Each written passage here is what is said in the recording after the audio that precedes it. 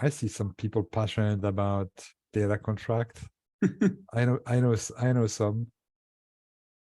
And if people, as you're coming on, if you want to unmute and participate and turn on your camera, that'd be great. But it's also okay to be kind of in the background if you don't want. But I see Andrew's joined, so I think he was going to have some strong opinions about stuff. Andrew, you should show you should show your book as well. It's okay to have a little advertisement is okay. Yeah. Yeah, I haven't even got one with me. It's downstairs. Poor planning.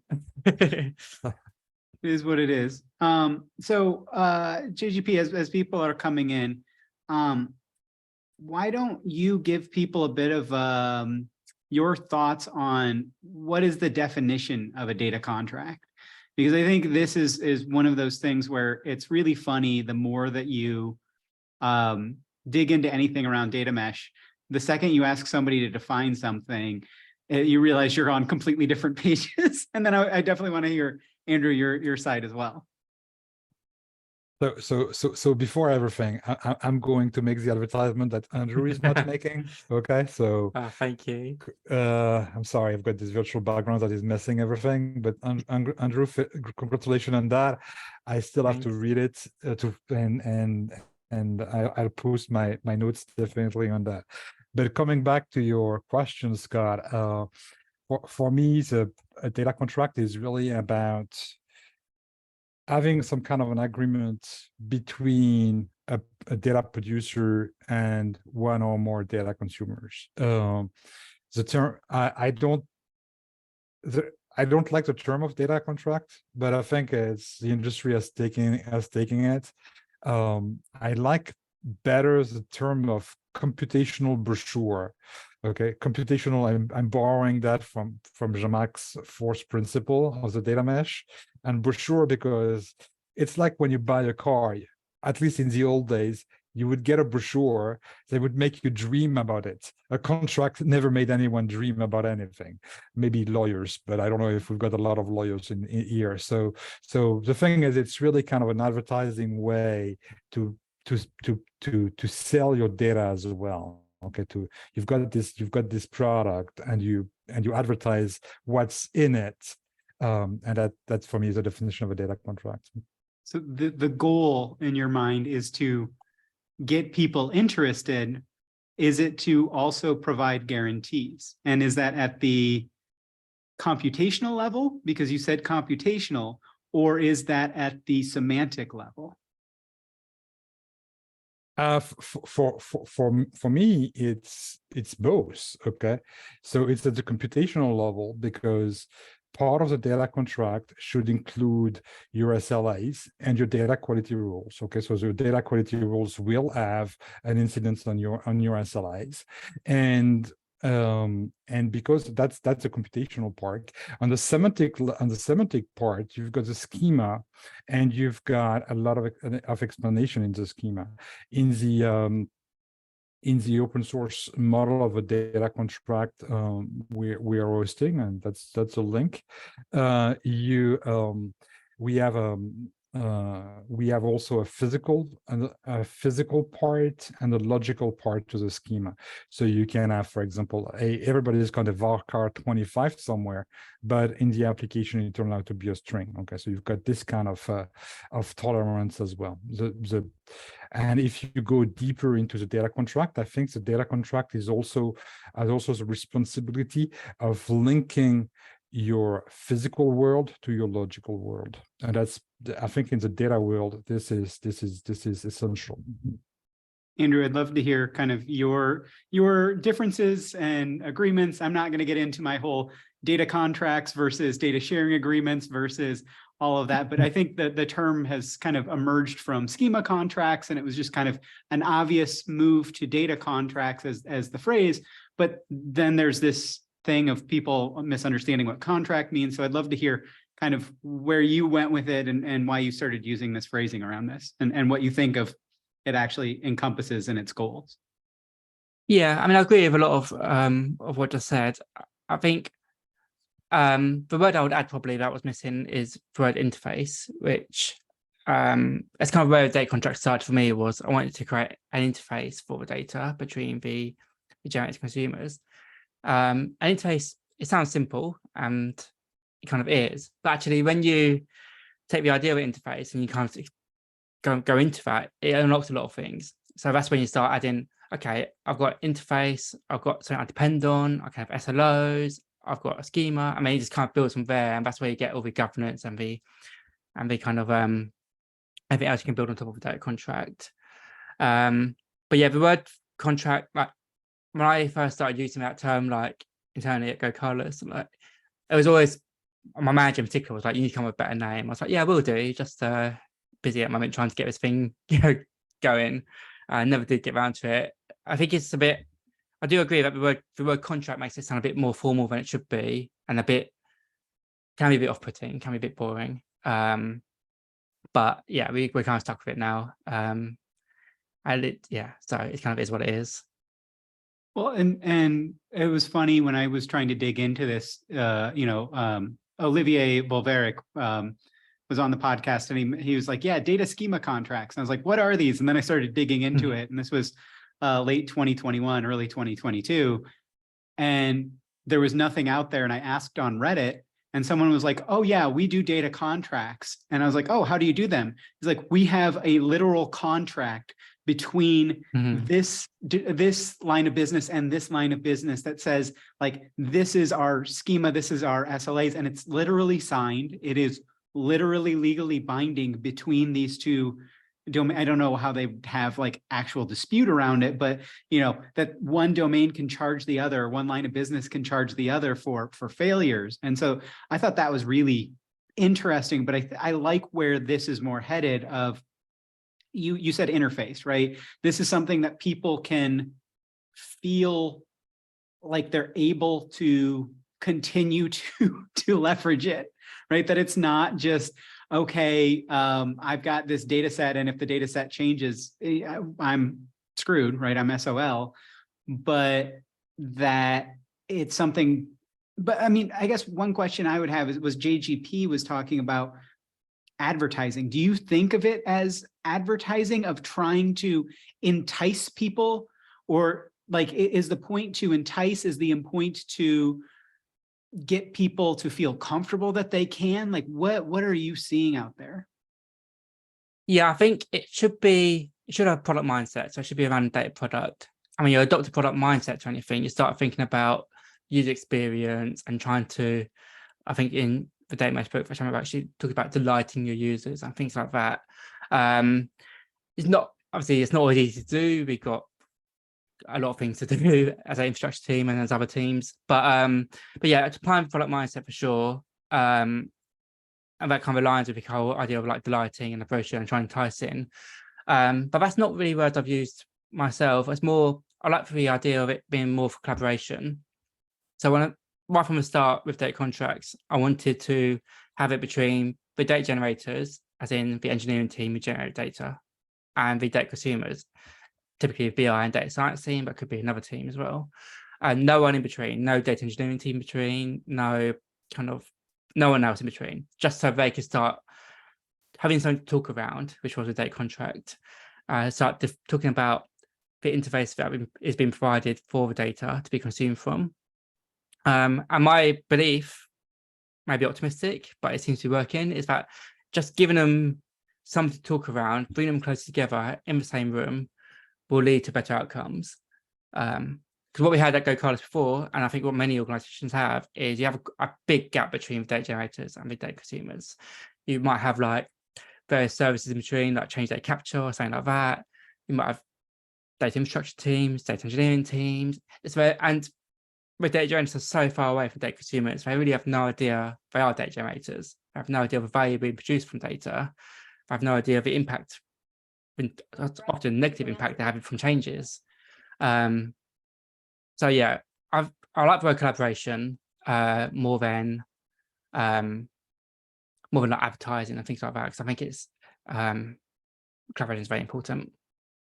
So and this is something that's come up. JGP, I want to give you lots of time to react, but one point that I want to make is that this is kind of the diametrically opposed thing that nobody's really talking about in data contracts is this something that I put up as if this is my I'm guaranteeing that I will commit to this, versus what do you need? Let's customize this to what you need. Is this consumer driven? I understand exactly what you need, and I'm going to customize with you. I'm going to create an actual agreement one-to-one, versus this is what I've created, this is what you get. Like, kind of that thing. So JGP, I'd love to hear how you're thinking. And then Joking as well, if you want to jump in at any time. I know you got your camera on, so at any point. The thing is it's more like I'm not opposing, you know, advertising to collaboration. Okay, when I'm thinking about advertising, I'm not thinking about Mad Men and Don Draper, right? It's not like oh, I'm going to sell you Lucky Strikes. Okay, so it's more like because it's good for your health, right? It's more the idea is it's more like the novel way of advertising. It's once it's done, then you use it as an advertising. But I think that what Andrew was talking about is more like the process of also building it. Of course, it's a collaborative process. Okay, you've got the data producer, you've got the data consumer, but at some point, also what I experience is that you've got the data producer, you've got one data consumer, they work together, more data consumer coming in. Okay, and then you can have an evolution of your data contract to fulfill the needs of the new consumers coming here. Okay, so that's, and then you've got this iterative process and this collaboration process again. So, but that's how I see it. It's not like, it's true that when you're thinking about contract, you think about lawyers, and I've seen companies that were also writing data contract in Excel. Okay, so that's also kind of interesting. Yeah, and I think but exactly what you're talking about, Andrew. Have you seen that and Paolo, I want to make sure that you can jump in too. I know your thing is on mute, and then I wanted to say what Mike Ritz had asked. Yes, and especially what happens if you don't adhere to the terms of the data contract. Let's get into that in a second.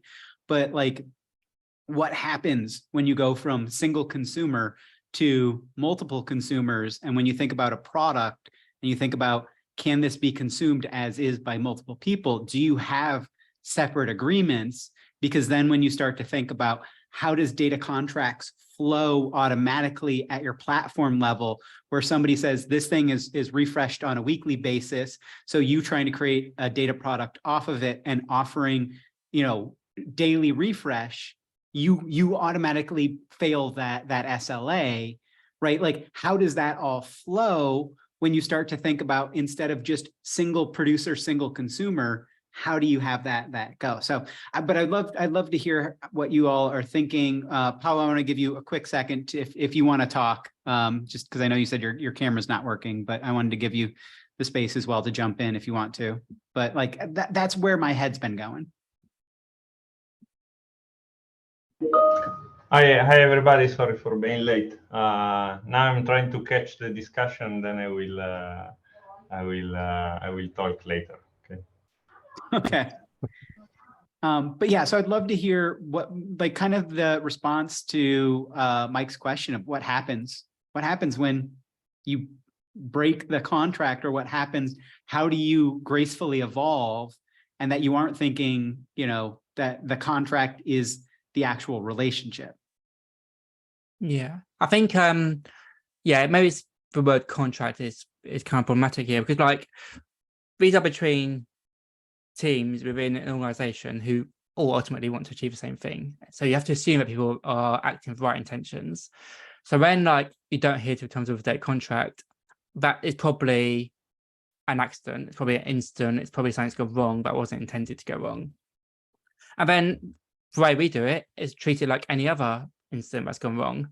So we have quite good incident culture at GoCardless. So we create an incident, we have a Slack channel, we discuss it, work out what's gone wrong, fix it, have post-mortem, learn from our mistakes, and then prevent the same thing happening again in future. And we just do the same. We treat our data instance the same as any other incident. Yeah, there's no other penalty apart from that. There's no blame attached. There's no penalty attached. It's just an opportunity to learn and to try and do better next time. And you do that a few times, and ultimately you start increasing the quality of data and changing data culture. I'd love to hear how you think about versioning in there as well. Yeah, so obviously data does evolve. I don't think it evolves as much as some people fear it does, really. I think, we were talking earlier about how, like, you had to start adding different data consumers to a contract, and they might have different needs.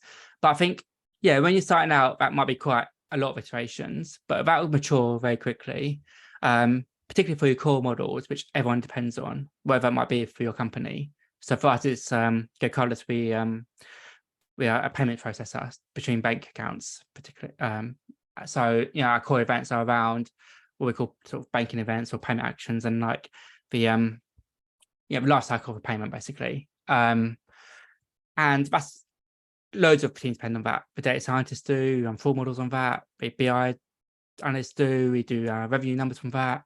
We have other engineering teams depend on that to take other actions based on payments. Loads of them depend on that. And that model really hasn't changed that much since I joined the company 6 years ago. And that despite us growing from 60 people to like 800, launching different countries, different products around it, doesn't change that much. So I don't think we should worry too much about, or we shouldn't overstate the amount of evolution we need to support for our data. I think it matures quite quickly. But obviously you do need a way to support data evolution. And then this happens in every company quite a lot. You always have to evolve things, whether it's your database or some of the other infrastructure platform you're building on, whatever it might be. There's always evolution going on.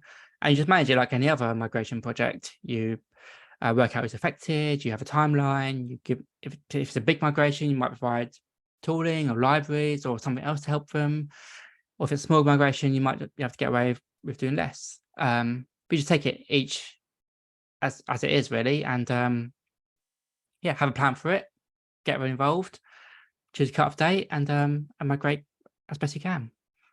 Well, and I think the cutoff date is the important part, right? It's not as if this changes out from underneath you, which I think somewhat addresses Mike's question, which was, what though if a dependent domain, a consumer gets stuck in an important analysis step because the data product couldn't be serviced because it wasn't there, doesn't that undermine the trust relationship? And I mean, yes, but that, whether the data product is available, and if you're not, actually servicing it as a product, then yeah, that undermines the relationship. But incidents happen, I guess, is kind of the thing that happens in software and understanding that in data. But JGP, I'd love to hear from somebody who's doing a lot of this. You were kind of the main point of contact for a lot of this stuff at PayPal. So what were you thinking of that versioning, and how did you keep trust up when things, especially early in the life cycle of a data product, are, pretty unstable?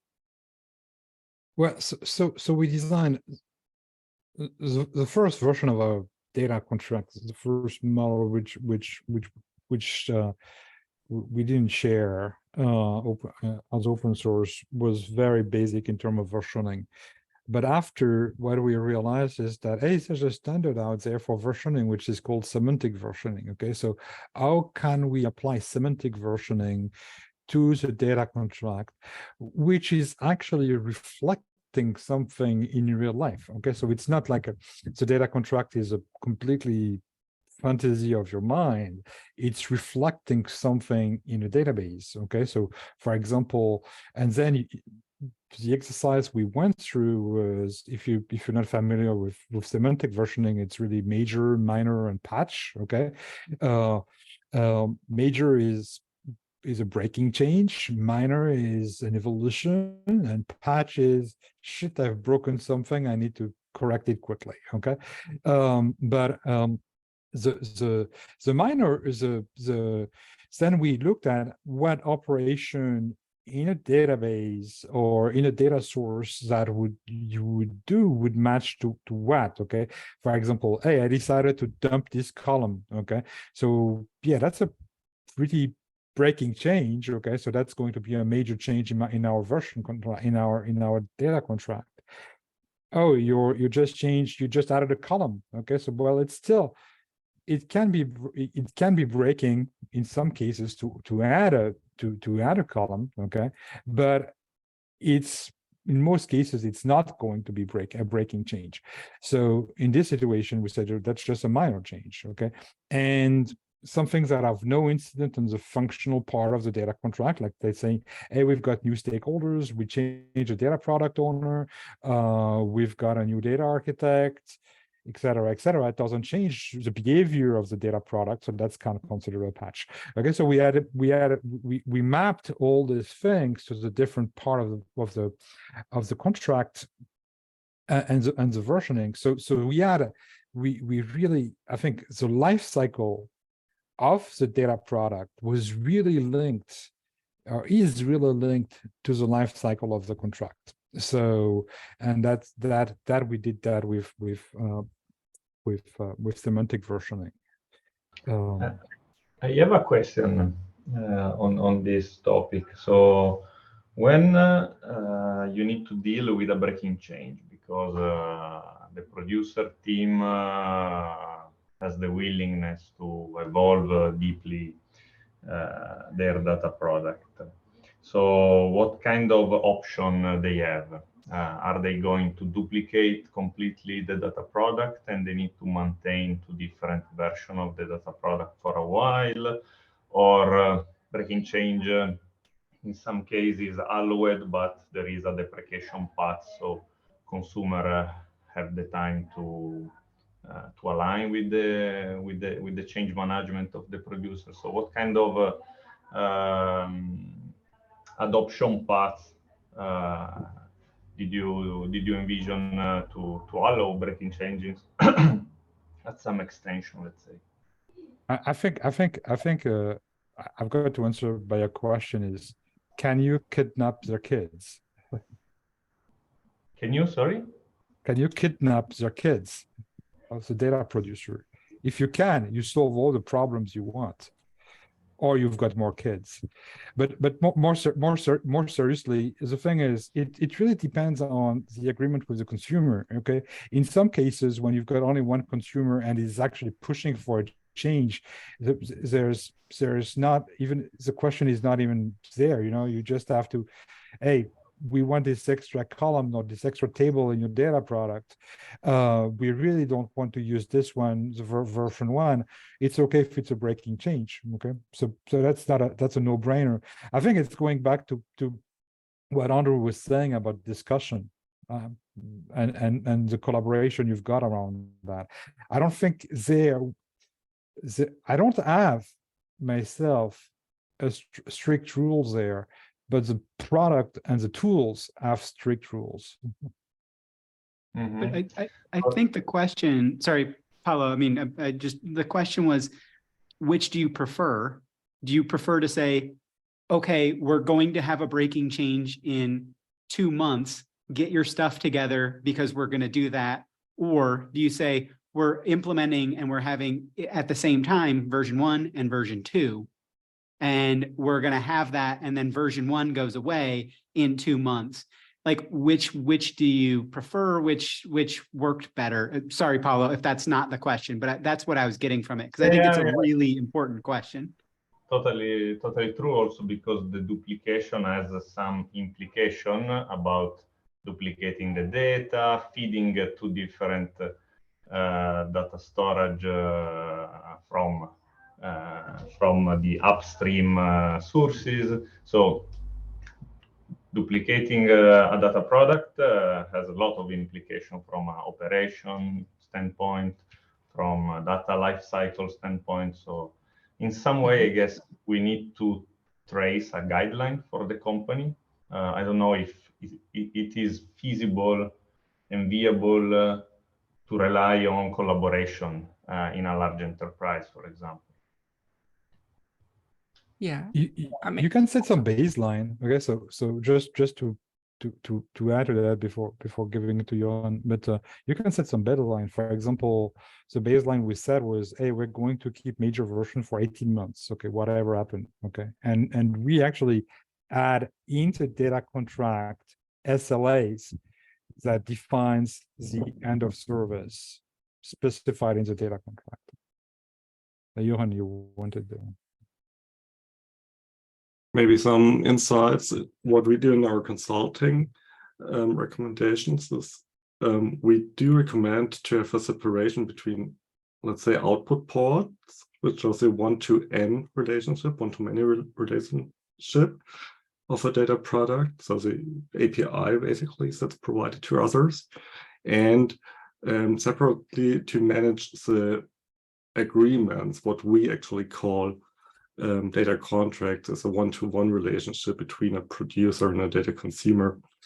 And in terms of version management, it's kind of interesting to have the version, especially the major version, managed on an output port level. So if you need to implement a breaking change, you add a new output port to a data product, and you notify all your data consumers that you're going to cancel or terminate your existing contract with a notice period that may have 3 months or so, and ask your consumers to move to the newer version, to the newer output port, and to sign a new data contract actually.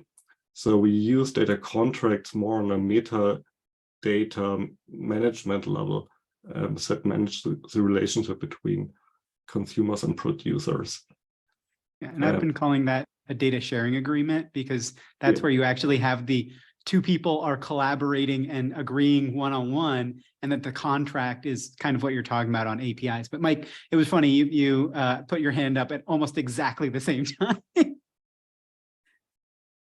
From your experiences, when you draft a data contract, who do you really tie into the process? I take it it's not just one person that does it, but of course, it's, as you said, it's two parties that are involved. But do you put more emphasis on the IT aspects or more emphasis on the business parts, basically? So how far do you go into the details on either side?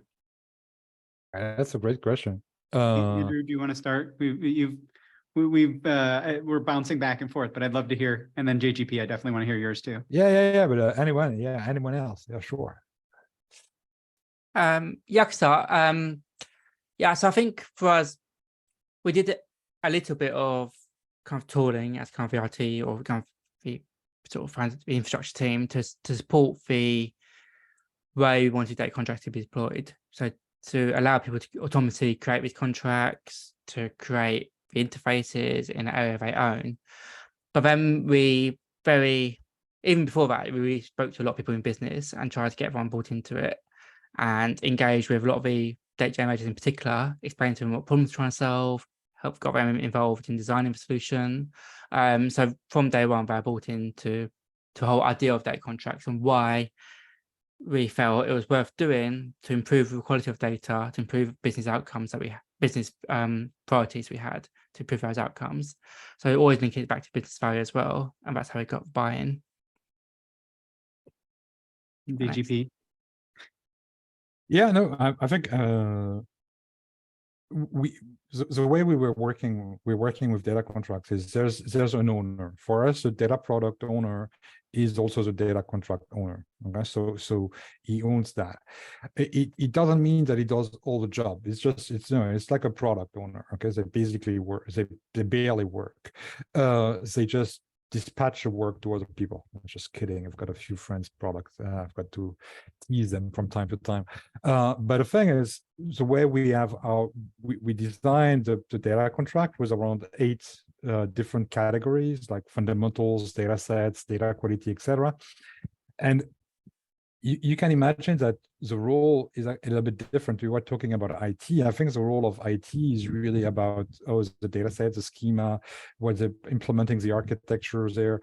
But when you're thinking about same thing for security and roles probably, but when I'm thinking about SLAs, and this is more like the data product owner comes into play. Say, hey, I want my data to be delivered by 9 a.m. every day as a batch for 24 hours, blah, blah, blah. Okay, that's an SLA. That's designed, that's part of the agreement between the consumer and the provider and the producer. And then you articulate that in the contract, and the guy that is in charge of this articulation is the data product owner. That's how, at least that's how I see it. I hope I answered your question, Mike. Well, and Mike, what I'm seeing from the conversations I'm having around this is when I ask that kind of question of like, where is it, that's that semantic versus the computational, what really matters here? And that's where you have, like, I did a mesh musing on Data Mesh Radio about this, of like, I think every consumer must register their use case with a producer. You don't ever have silent consumers, because then they have the ability to say something. If they see something, they can say something, or they can say, oh, what you're actually trying to do, it would be better if we're putting the transformed column in our data product. The untransformed column is what you want. So we can just add that, just, non-breaking change and that type of thing. What I'm finding is, for people to be able to trust, they need the computational side to be like, this is something that I can trust, will not change without me being alerted, without me knowing that it's coming ahead of time, or if something breaks externally, we're getting data from external and it's just a sudden breaking change and we didn't have any choice in it, that there's communication, and that it's not just the consumer, their consumption pattern just breaks. Somebody has told them something is happening. But the contract, what I keep hearing is that it's more at the actual computational level. And then there's an agreement on top of that, that you can't really put into the data contract, but that you can have that agreement between two people of, we're going to respect you, and we're going to, it was what Andrew was talking about, of like best intentions, and we're going to focus on intentionality of, this is about you driving value for the business. It's not about you consuming data. Consuming data doesn't drive any value unless it's leveraged in some way. So that's where you get into that like one-to-one relationship versus, that one-to-n relationship, as Jokington said. So. Thanks, appreciate that. Yeah, I mean, that's interesting. Oh, sorry, Paolo, I didn't realize. I was going to say, it's interesting, like that idea of like explicitly registering yourself as a consumer and making that explicit. I was speaking to someone earlier, and that's kind of approach they've taken as well. Whereas the approach we've taken at the moment is, it's kind of okay to be a silent consumer, because we can work that out through Lineage anyway, and we can still contact you. There's some, with the audit logs for BigQuery or whatever you're using, or if your infrastructure platform somewhere, we can work out Lineage quite easily. But while on the other side, like being explicit is potentially quite useful when we look at having to record how we're processing data, maybe for regulatory reasons, which is probably coming as we use ML more. So that could be more something we see more in future if regulation continues in the direction it's going in. Sorry, Paolo, you have to put your hand up. But for me, it's that see something, say something. Of, if I know what you're trying to do, if I can add additional value rather than what's just in the data product, that's what. But yeah, Paolo.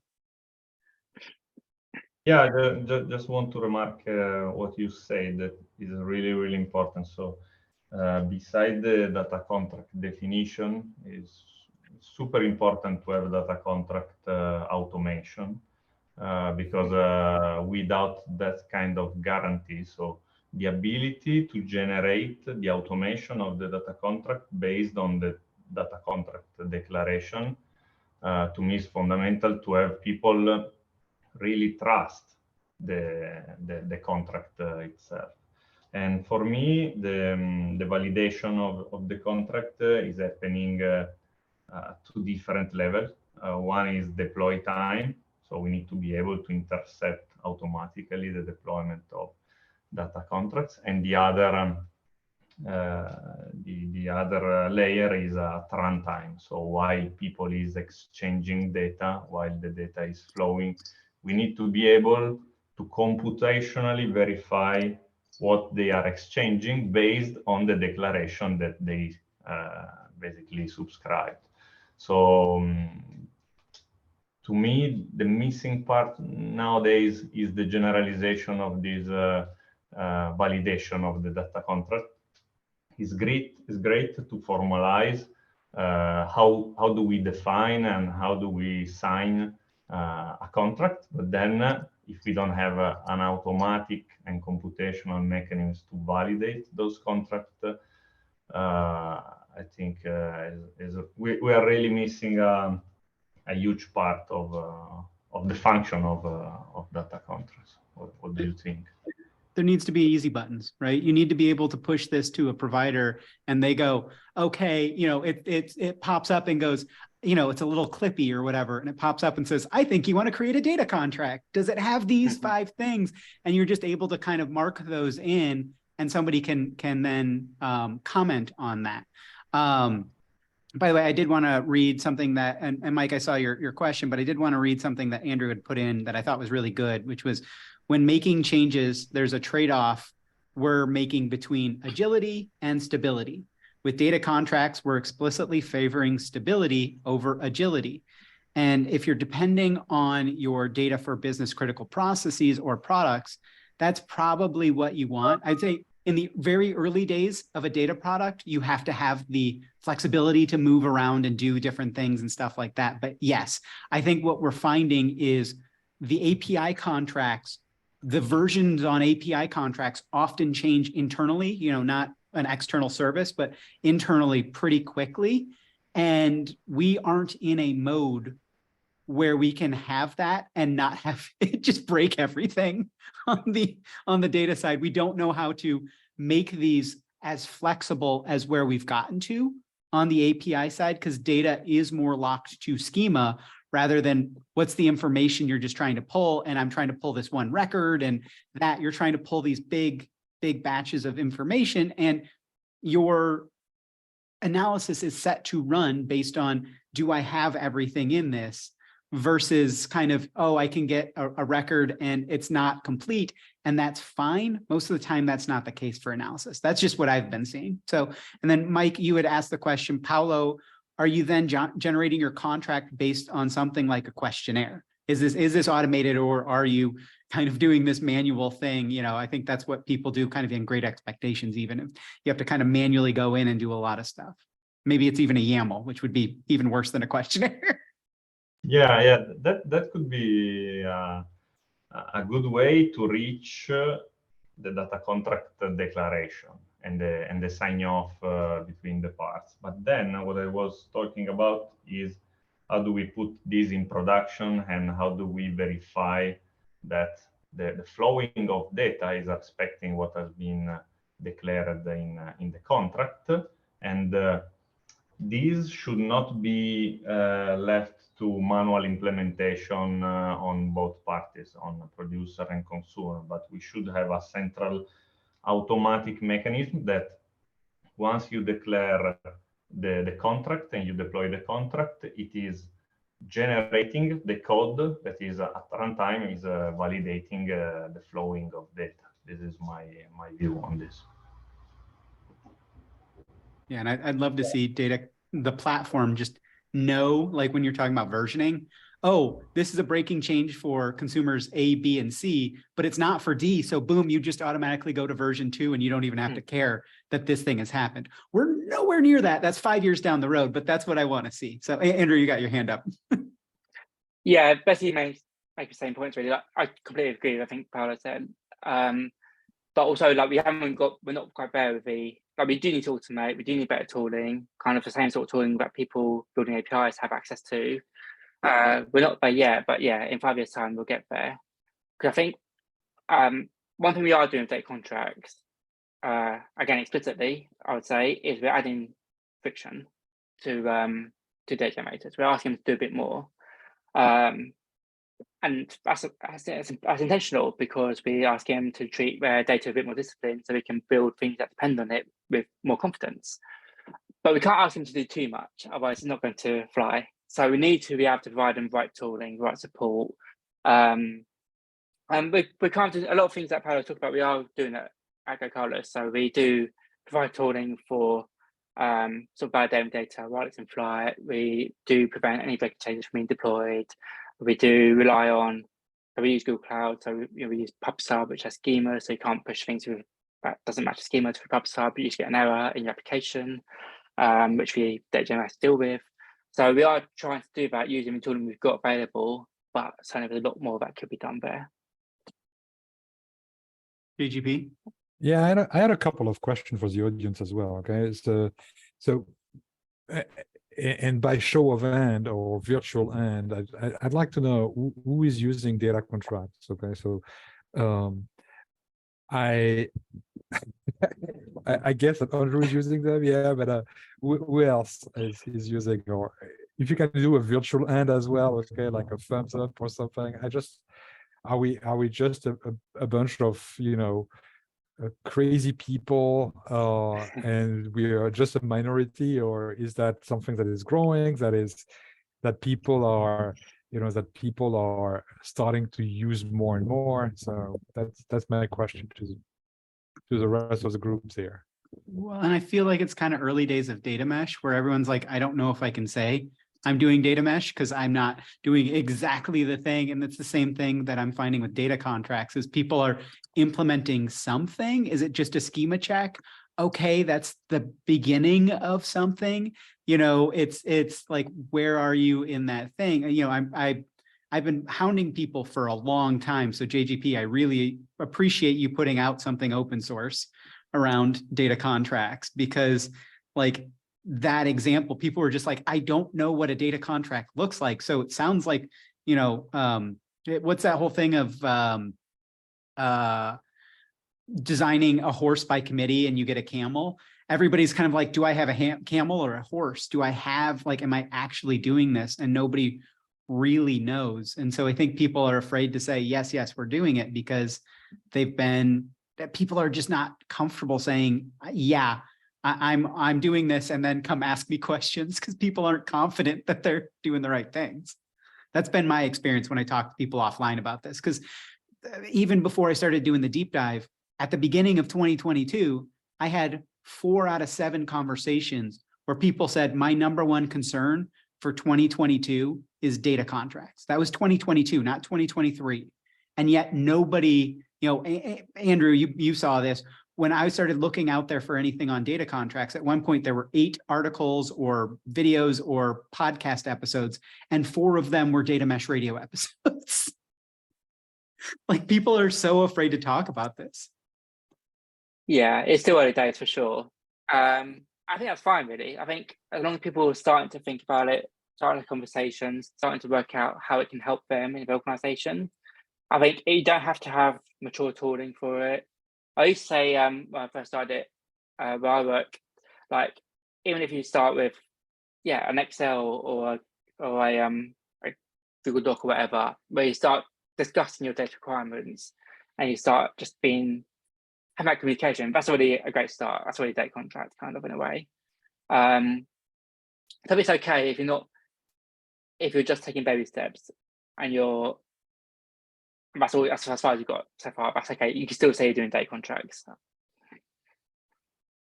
Yeah, I've kind of had that with data mesh. People being like, "Am I doing data mesh?" Maron, I commented in the thing, but yes, these are all on the AIDUG or whatever, the JGP. If you just follow Jean-Georges Perrin on LinkedIn, he posts the videos, so you can find them easily for this one and the past one. So yeah, JGP.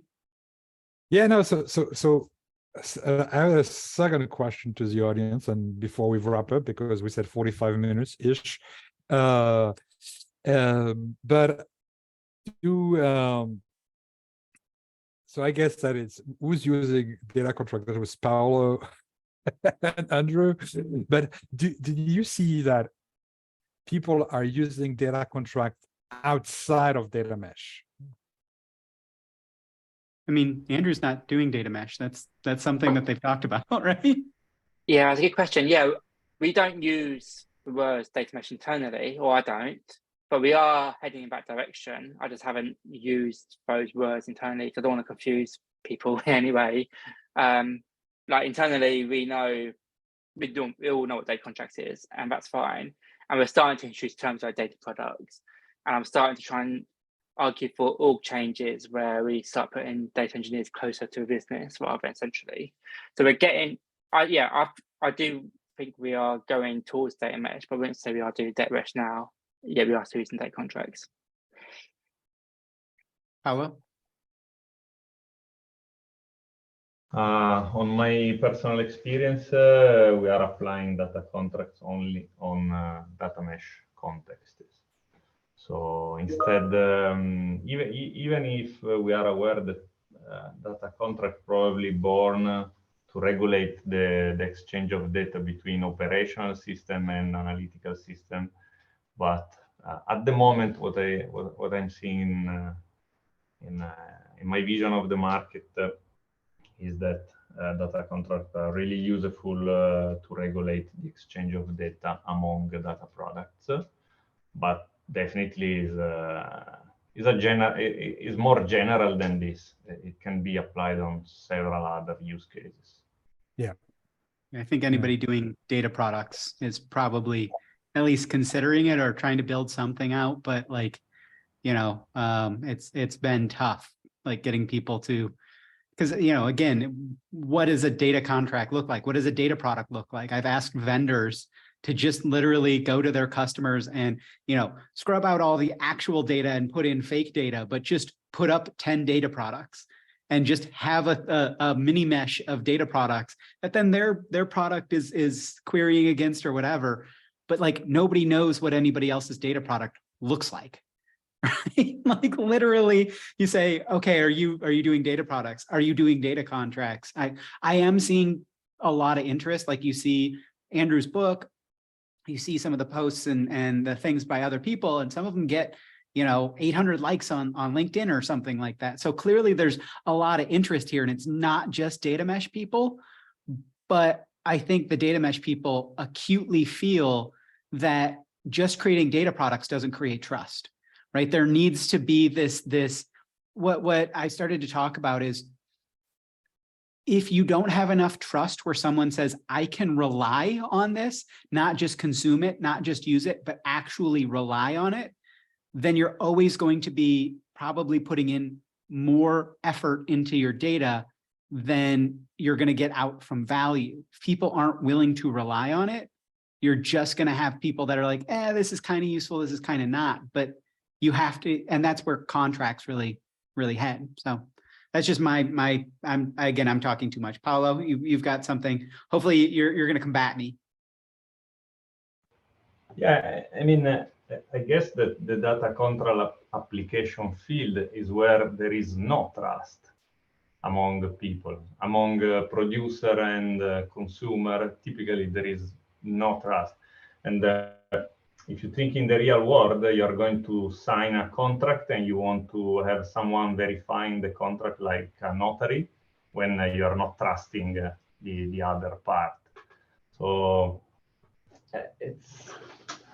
I think it's applicable in every context where there is no trust and you need to create in some way this kind of trust to have an exchange of value among parties. Very much agree. Maybe we should leave it on this wise word from our Italian friend, as we really past time. So thanks everybody. Have a great evening for those in Europe. I see some of them here, and have a good afternoon for the one in the US, and have a great day for the rest of you. Okay. And don't forget to check out Andrew's book on data contracts. And I will put that in the LinkedIn as well. Okay. So yeah. See you guys. Thank you so much. Bye-bye.